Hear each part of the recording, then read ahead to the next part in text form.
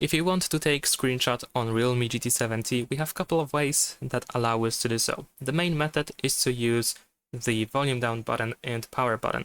If you press both of these buttons at the same time, so like this, you will capture the full screenshot.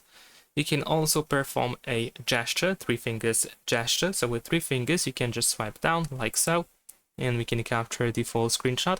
Or you can press and hold with 3 fingers on the screen, and then you can scroll down in order to select the area that should be cropped, so you can take a partial screenshot.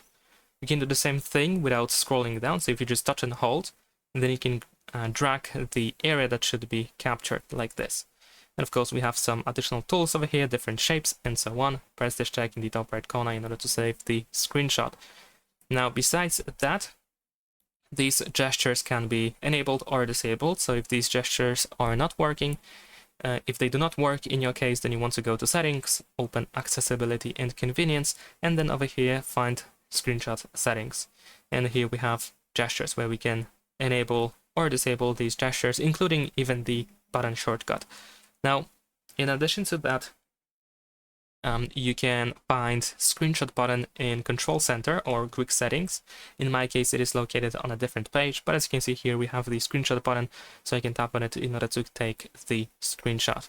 If you have a website opened or an app where you can scroll, for example, the Google app, you can capture a long screenshot or scrolling screenshot.